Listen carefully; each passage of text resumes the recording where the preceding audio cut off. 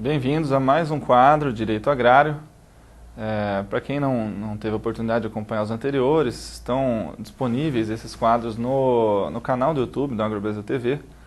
E nos quadros passados falamos de novo Código Florestal, sobre as áreas de preservação permanente, sobre áreas de reserva legal, a importância dessas áreas de interesse ambiental para o cadastro ambiental rural e o porquê que o produtor deve conhecer um pouquinho sobre essas modalidades de exigências da legislação, né, o que não é complicado de compreender.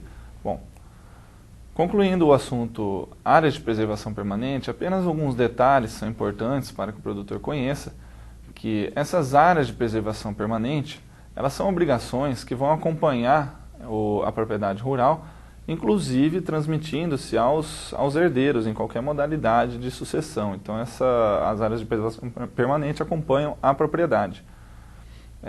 A supressão de vegetação em áreas de preservação permanente é proibida, né, em qualquer circunstância não autorizada. E o Código Florestal ele aponta algumas possibilidades de intervenções autorizadas, né, que são casos de utilidade pública, interesse social ou atividades de baixo impacto ambiental autorizadas pelo órgão ambiental competente, aqui no caso do Mato Grosso do Sul, o IMASU. Então, a gente vê casos, por exemplo, como são as nascentes, né? Muitas vezes o produtor se questiona se deve haver o cercamento de nascentes, se poderá haver acesso do gado, né, às nascentes para a utilização do recurso hídrico ali presente. Então, desde que sejam atividades de baixo impacto ambiental autorizadas pelo órgão ambiental, é possível a utilização. São casos de exceção. Bom, os casos de utilidade pública também, interesse social e atividade de baixo impacto ambiental justificam a intervenção e supressão de vegetação nativa em áreas de preservação permanente. Estas exigências para fins de consulta do produtor rural estão no Código Florestal, no seu artigo 3º, nos incisos 8, 9 e 10. Então, assim encerramos o assunto hoje, áreas de preservação permanente, já tendo tratado de reserva legal, que são assuntos de interesse do produtor em épocas de cadastro ambiental rural. Inclusive é importante comentar, a gente tem aqui 2 quadros para serem exibidos. Um deles fala sobre, ambos são checklists, né, para o produtor, são importantes listas para conferir se a propriedade rural é juridicamente segura ou não. O primeiro desses quadros, ele trata das regras para o uso consolidado das áreas de preservação permanente e das áreas de reserva legal. Sendo que o primeiro item, o mais importante deles, é que o produtor tenha a inscrição no Cadastro Ambiental Rural.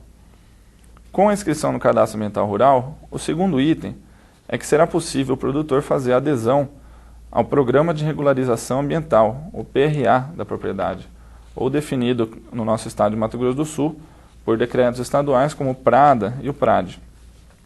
O terceiro item é a suspensão de multas e demais sanções, né, decorrentes de supressão irregular de vegetação. Então, com o PRA, o PRADA, é possível o produtor suspender multas que ocorreram naquela data de corte do Código, 22 de julho de 2008. O segundo quadro, que é importante exibir, é então a lista para que o produtor confira se a propriedade rural é juridicamente segura. O primeiro deles é a apresentação da matrícula atualizada do imóvel, uma exigência que pode ser cumprida nos cartórios extrajudiciais, atualizando a matrícula do imóvel. O segundo, um mapa com o uso do solo, com coordenadas geográficas, né, indicando as áreas de interesse ambiental que falamos nesses últimos quadros. Um outro item importante é o levantamento do bioma, de acordo com a época do desmate. O outro item, a escolha da opção de regularização quando necessário, acabamos de falar sobre o PRA, o PRADA, os PRADs. Áreas acima de 250 hectares tem que ter o georreferenciamento. E, por fim, o cadastramento no CAR.